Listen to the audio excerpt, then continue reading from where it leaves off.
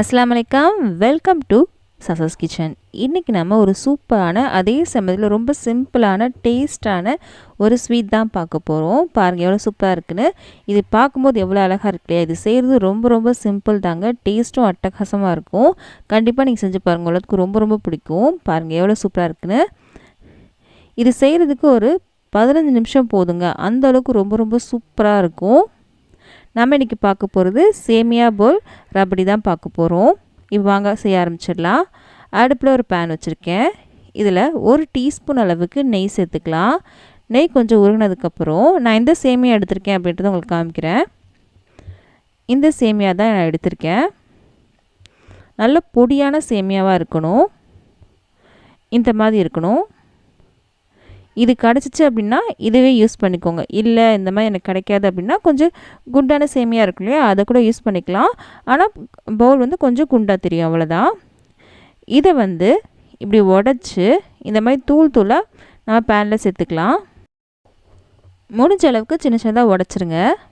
இங்கே பாருங்கள், கையால் இந்த மாதிரி நான் உடச்சி வச்சுருக்கேன். அடுப்பு வந்து சிம்மில் தாங்க இருக்குது.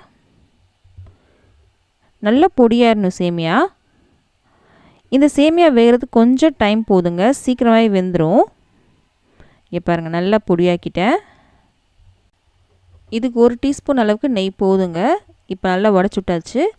இப்போ இந்த நெய்யிலையே இந்த சேமியாவை நல்லா வறுத்துக்கலாம். இது வறுத்த சேமியா தான், இருந்தாலுமே கொஞ்சம் வறுத்துக்கலாம்.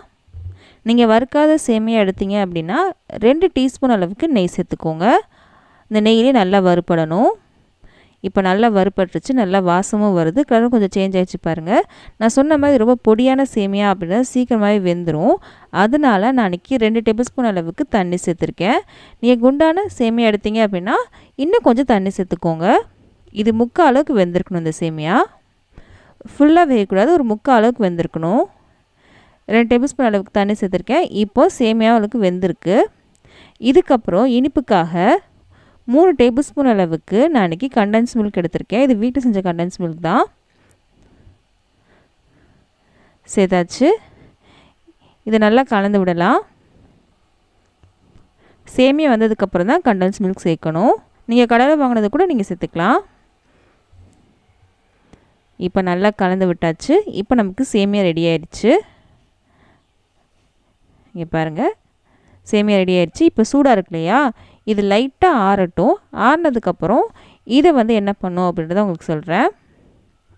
ரொம்ப ஆற விட்டுறாதீங்க. இப்போ கொஞ்சம் சூடாக தான் இருக்குது. நான் இன்றைக்கி இந்த மாதிரி ஒரு பாத்திரம் எடுத்திருக்கேங்க. இது கேக் டின் தான். இதில் வந்து கிளிங் ராப் போட்டு வச்சுருக்கேன். இது உங்கள்கிட்ட இல்லை அப்படின்னா சின்ன கிண்ணம் இருக்கும் இல்லையா நம்ம வீட்டில், அதை நீங்கள் யூஸ் பண்ணிக்கலாம். நீங்கள் கிளிங் ராக் பதில் நீங்கள் நெய் கொஞ்சம் சுற்றி தடவிட்டு அதுக்கப்புறம் நீங்கள் சேமியாவை உள்ளே வைக்க போகிறோம். அப்போ எடுக்கிறதுக்கு கொஞ்சம் ஈஸியாக இருக்கும். நான் அன்றைக்கி கிளிங் ராக் யூஸ் பண்ணியிருக்கேன். சேமியா வந்து ரொம்ப ஆற விட்டுறாதீங்க, சூட்டே தான் பண்ணணும். ஆறிச்சு அப்படின்னா உங்களுக்கு இந்த மாதிரி ஷேப் வராது. இந்த மாதிரி ஒரு பவுல் மாதிரி நம்ம ஒரு ஷேப் கொண்டு வந்துக்கலாம். இந்த மாதிரி டைட்டாக அந்த மாதிரி வச்சுக்கோங்க. ஒன்று வச்சுட்டேன். இப்போது செகண்ட் ஒன்று வைக்க போகிறேன். இந்த மாதிரி எல்லா சேமியா வச்சதுக்கப்புறம் உங்களுக்கு காமிக்கிறேன். சேமியா வைக்கும்போது நல்லா அழுத்தம் கொடுத்து நல்லா டைட்டாக வச்சுக்கோங்க. லூஸாக இருக்கக்கூடாது, நல்லா டைட்டாக இருக்கணும். அப்போ தான் நமக்கு போல் மாதிரி நமக்கு வரும். இப்போது நம்ம ரெடி பண்ணிட்டோம்.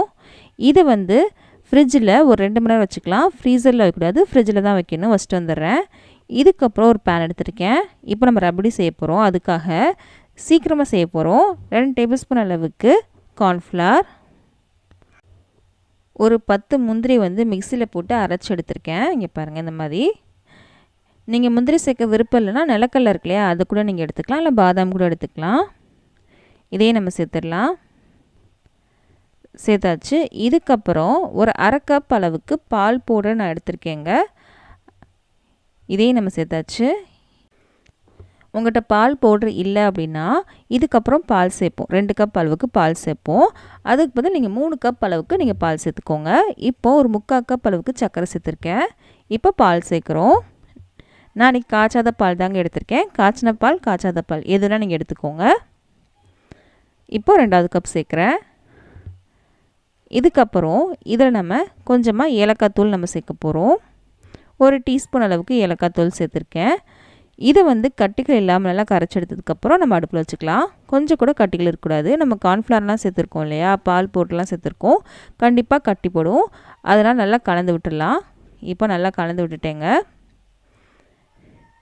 கொஞ்சம் கூட கட்டிகள் இல்லை. இப்போது இதை வந்து அப்படியே அடுப்பில் வச்சிடலாம்.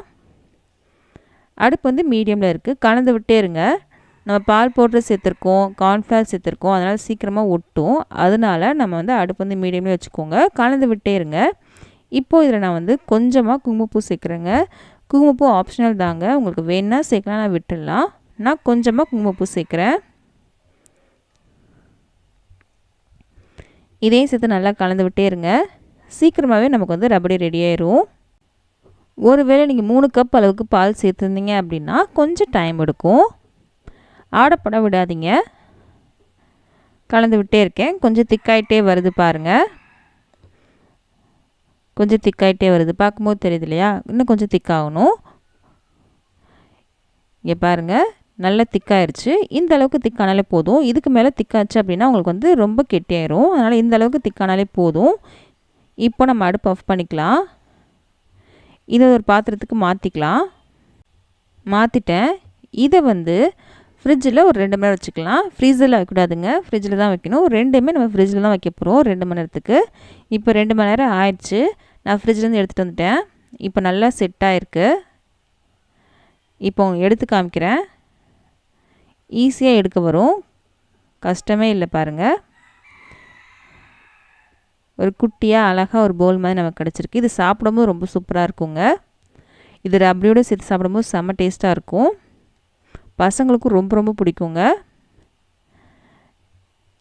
இதே மாதிரி இன்னொன்று எடுத்து காமிக்கிறேன் உங்களுக்கு. பாருங்கள், ஈஸியாக எடுக்க வருது பாருங்கள்.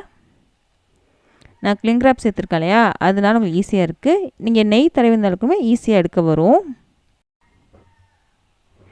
இப்போது ஒரு பிளேட்டில் மாற்றிக்கலாம். நீங்கள் எப்போ சாப்பிட போகிறீங்களோ அப்போ வந்து ரபடி சேர்த்து சாப்பிட்டுக்கோங்க. ரபடி சேர்த்து அப்படியே வச்சிடாதீங்க, உங்களுக்கு வந்து சேமியா வந்து ஊறிடும். அதனால் எப்போ வந்து நீங்கள் சாப்பிட போகிறீங்களோ அப்போ வந்து ரபடி சேர்த்து சாப்பிட்டுக்கோங்க. இப்போ சேர்த்துட்டேன். இது மேலே கொஞ்சமாக பிஸ்தா வச்சுக்கிறேன். வச்சாச்சு. இதுக்கு மேலே ஒரு செரி வச்சுக்கலாம். அவ்வளோதாங்க, சூப்பராக ரெடி ஆயிடுச்சு. செம டேஸ்ட்டாக இருக்கும். செய்கிறது பாருங்கள், ரொம்ப ரொம்ப ஈஸி தான். டேஸ்ட் சூப்பராக இருக்கும். கண்டிப்பாக நீங்கள் செஞ்சு பாருங்கள். நீங்கள் எப்போ சாப்பிட போகிறீங்களோ அப்போ மட்டும் ரபடி சேர்த்துட்டு சாப்பிடுங்க. ரெண்டுமே நல்லா சில்லுன்னு இருக்கனால செம்ம டேஸ்ட்டாக இருக்கும். கண்டிப்பாக நீங்கள் செஞ்சு பார்த்துட்டு எப்படி இருந்துச்சு மறக்காம நீங்கள் கமெண்ட் பாக்ஸ் சொல்லுங்கள். இந்த வீடியோ பிடிச்சிருந்துச்சி அப்படின்னா லைக் பண்ண மறக்காதீங்க. லைக் பண்ணால் தான் நிறைய பேருக்கு இந்த வீடியோ வந்து ரெக்கமெண்ட் ஆகும். இந்த வீடியோ பிடிச்சுன்னா ப்ளீஸ் நம்ம சேனலை சப்ஸ்கிரைபும் பண்ணிடுங்க. பக்கத்தில் இருக்க பெல் பட்டனையும் கிளிக் பண்ணிடுங்க. உங்கள் ஃப்ரெண்ட்ஸ்க்கும் ஃபேமிலிஸ்க்கும் இந்த வீடியோ ஷேர் பண்ணவும் மறக்காதீங்க. நம்ம அடுத்த வீடியோவில் சந்திக்கலாம்.